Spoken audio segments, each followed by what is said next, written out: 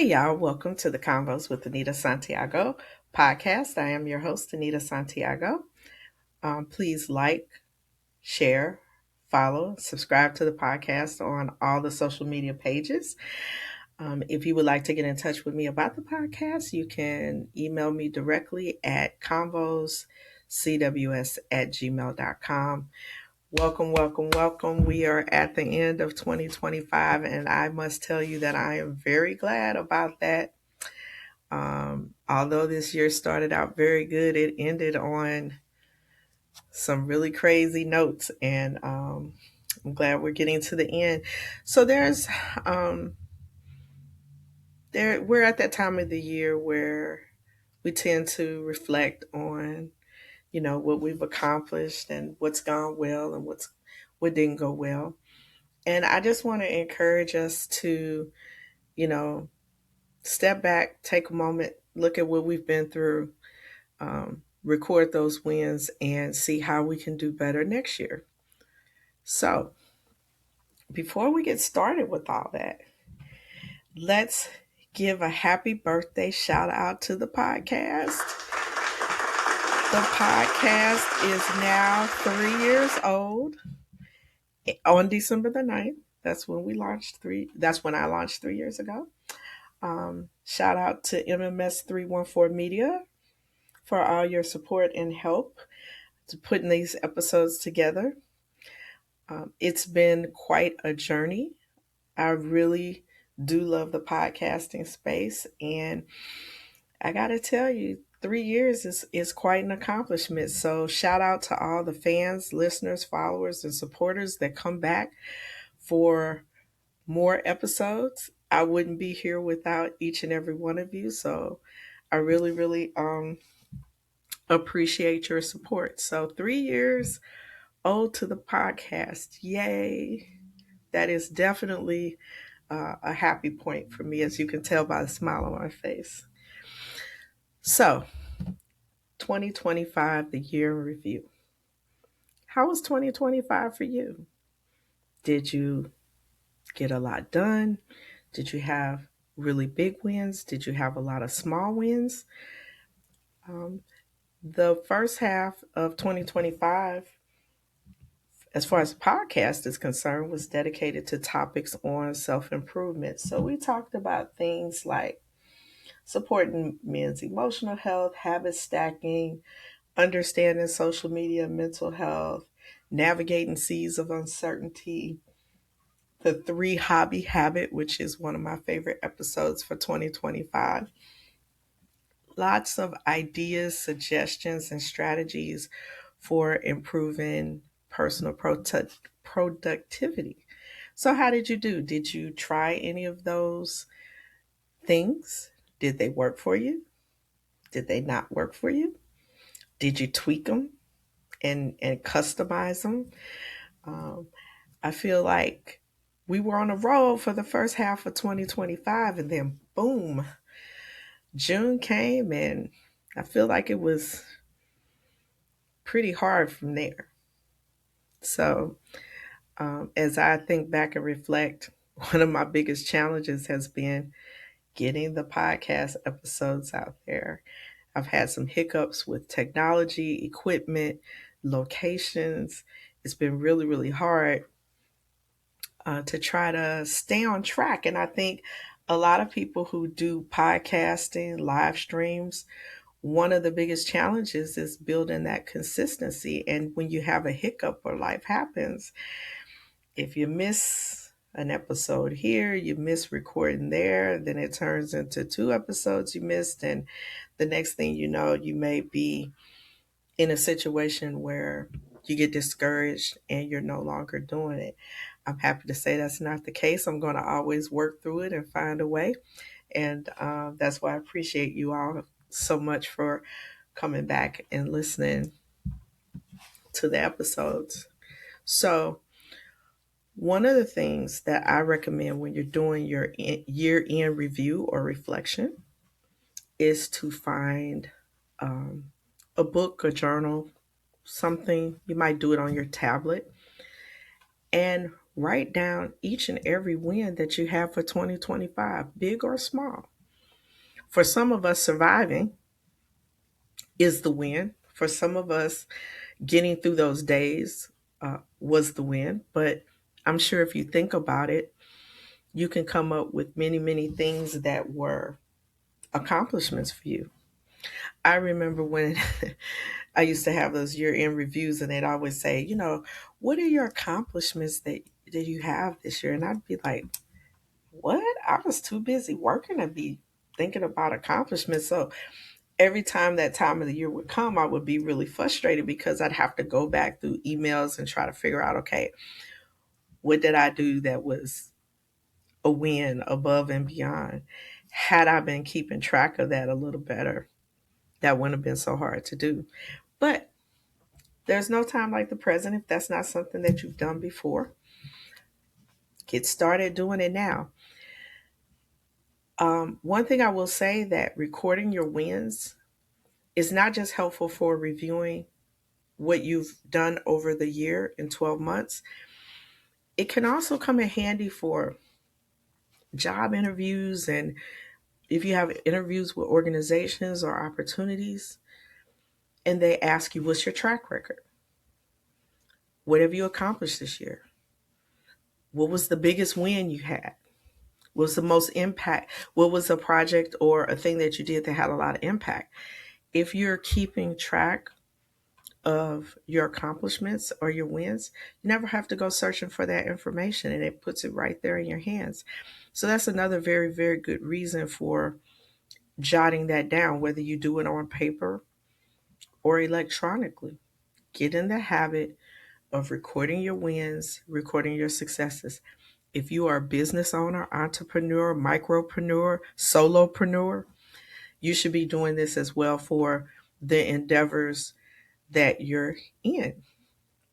So for me as a podcaster, what are my wins for 2025? And what that does is when I start to have challenging times and things are not going well, I can say, you know what? In 2023, I accomplished this. In 2024, I accomplished this. I should keep going. It can be motivating and encouraging to see what you've come through uh, when you're running a business or you have a creative endeavor.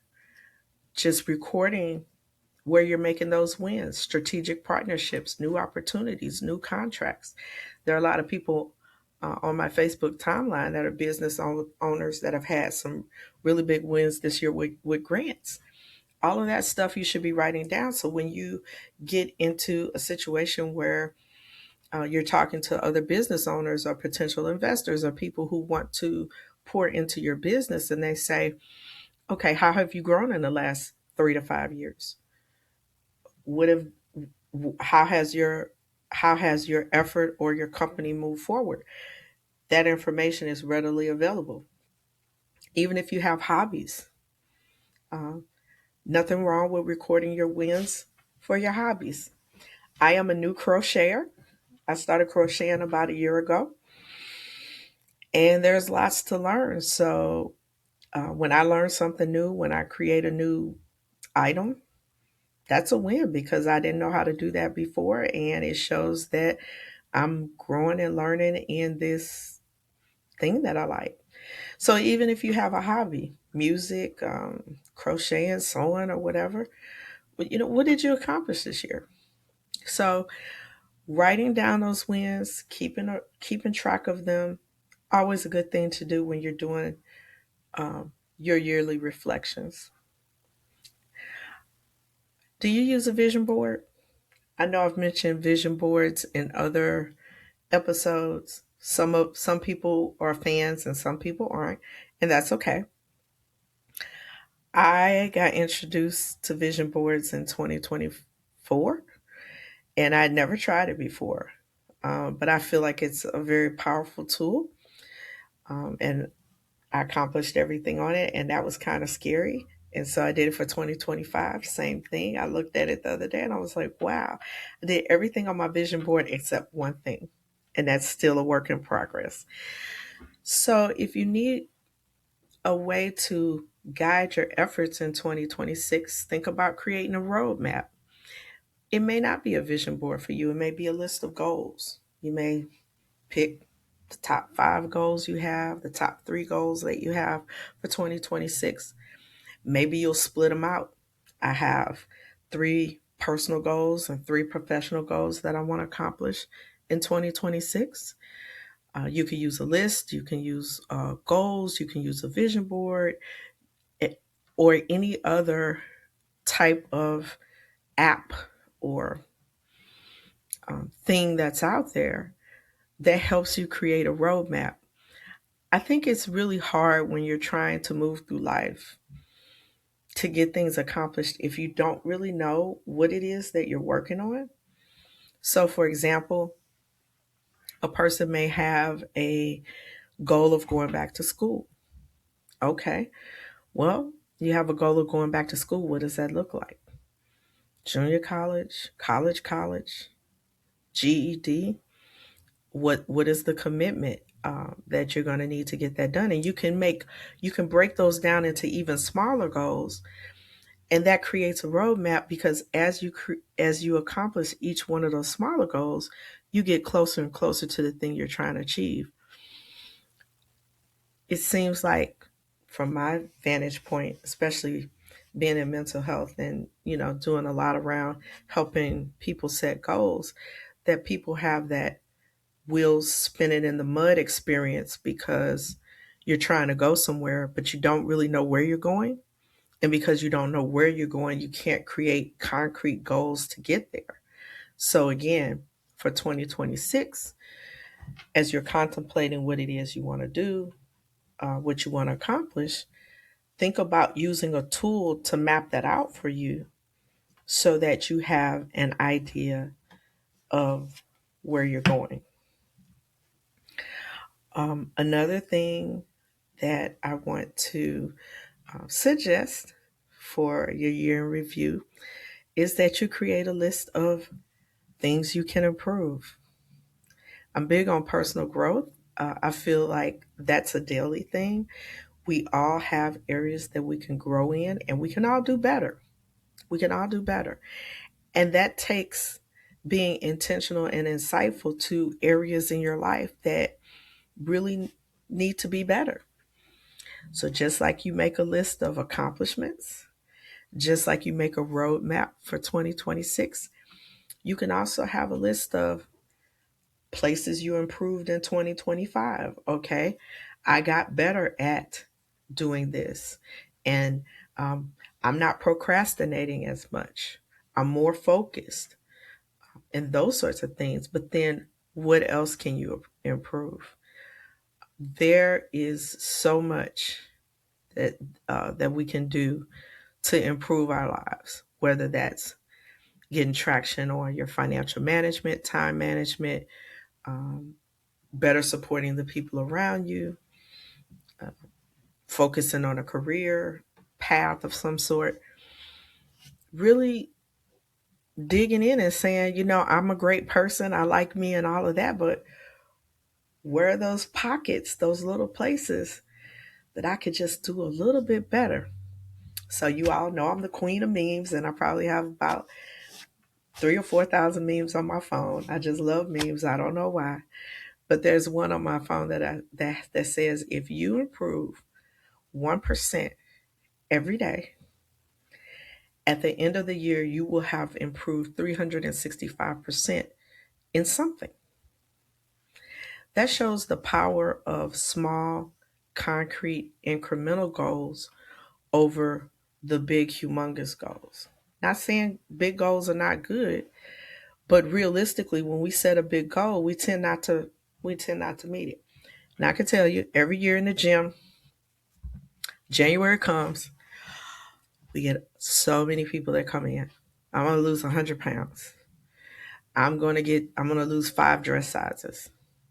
I'm going hard. I'm working out 5 days a week. Nothing wrong with any of those goals. But if that's your first goal and you don't have smaller goals under that, then when the progress is slow, or you hit a plateau, or Something happens, you have an injury, now you can't work out. You don't have a way to manage that. And what happens a lot of times, quite frankly, people get discouraged and they give up. I said I was going to work out 5 days a week, but school and kids and this and that, and I just can't find a way to do it. Well, maybe the better goal would have been just to start working out consistently. Like, I'm just going to try to start working out 1 hour a week, because that's way more doable than 5 days a week if you've not been at that level. Again, I'm just trying to highlight that sometimes we have those big goals and there's nothing wrong with them, but if you don't break them down into smaller ones, then a lot of times if you don't see the progress in the time that you want, you will get discouraged and you will give up, and that's not what we're doing here. We're trying to accomplish things, we're trying to push forward. So I don't want anyone to be discouraged because something isn't going well. So I want you all to really, really think about chunking those big goals up into small ones. And then, lastly, for the year in review, um, you know, give yourself kudos. Pat yourself on the back, toot your own horn. I used to have a blog. So back in the days before podcasting, I had a blog and it was called the Ziggy Zoo. Um, don't know why I named it that. I think at the time at my other job, my nickname was Ziggy. So we had the Ziggy Zoo. And I remember writing a blog post about tooting your own horn. And what I find is that for many people, it's difficult to give yourself kudos and highlight yourself because many people don't want to come off as um, elitist or condescending or whatever label you want to put on there. They don't want to have a negative view. They don't want to be perceived negatively because they're tooting their own horn. I will tell you that you can do that. You can definitely give yourself credit, put yourself on, and all of that in a very, very comfortable way. Because it's not about making other people feel bad, it's about highlighting all the good things there are about you. And, sometimes we want people to recognize the good in us, but if we can't express the good in us, then how do we expect others to be able to articulate the good in us? I feel like it starts with us first. So being able to give yourself credit, being able to really celebrate yourself, even like in my case, with all the challenges that I've had with podcasting, you guys just don't know. Maybe I'll do a podcast about the challenges of podcasting because I mean, really and truly, these last 6 months were something else. But that doesn't take away anything from, what I've accomplished, what I'm doing, where I'm trying to go, how I'm trying to elevate. Those things are still important to me and they still matter, and I'm still pushing forward with them. So it is so important that you give credit where credit is due. We give credit to other people. Well, you need to give credit to yourself and find all of those good, happy, positive things about yourself and talk about them, share them, tell your story. You never know how you could motivate or encourage someone else. We are in some tough times economically, politically. Um, People are challenged on all fronts. I feel like we need more joy. We need more positive stuff to talk about. Why not start with you? You're an amazing person. You're a great person. You've done a lot of amazing things. Why not share that? Why keep it to yourself?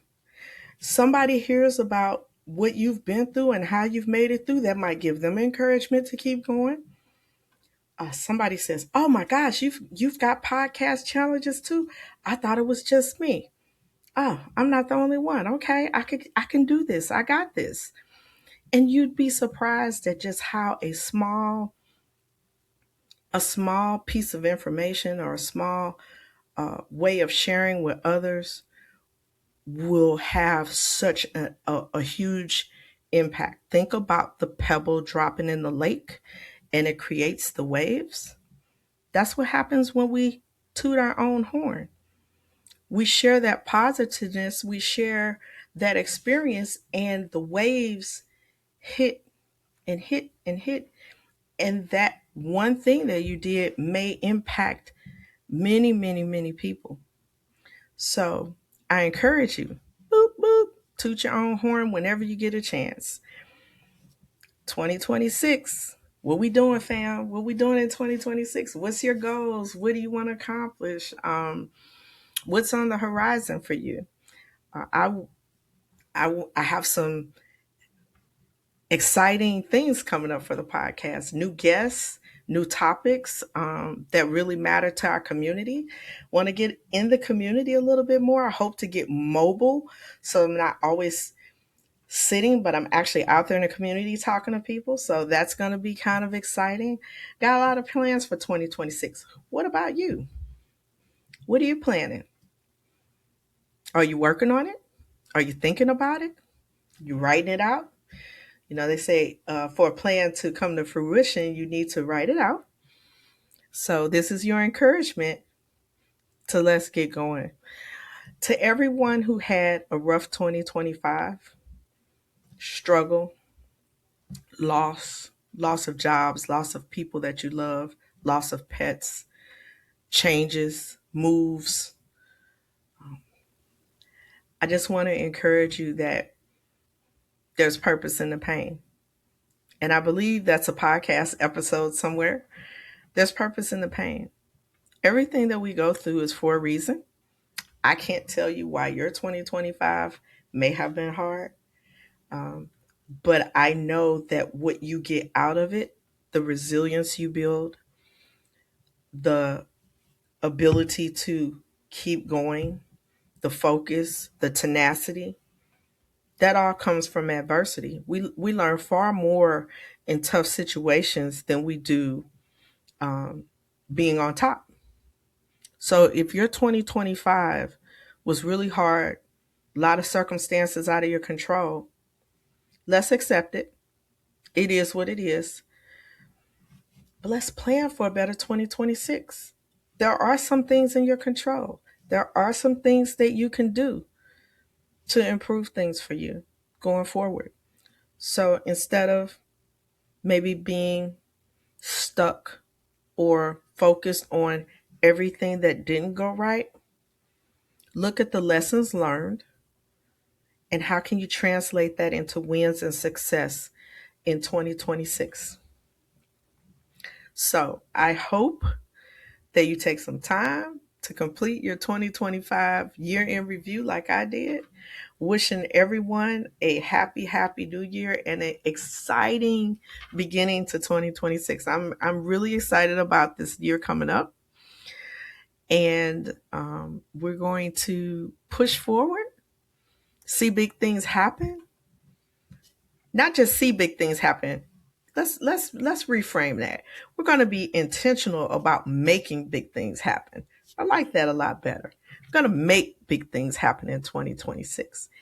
We're going to have plans. We're going to have goals. We're going to write them down. We're going to go back and check in and make sure that we are accomplishing them. And we're going to see big, big wins in the year coming up.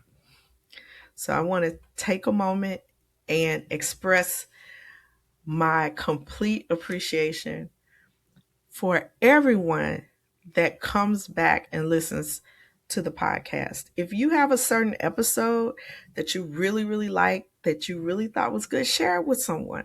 Share the podcast with someone. Help us to style. Share the podcast. Um, Comment and reviews. Reviews make a big difference, especially on some of the platform algorithms. If you have a moment and if you feel like you want to, please leave a review. Follow the podcast pages, share, and let's keep growing together. So thank you for stopping by the Convos with Anita Santiago podcast. I appreciate everyone who comes back to check out an episode. Again, follow, share, like, and subscribe on all the platforms. And you can always email me at convoscws@gmail.com. Until we talk again, happy listening.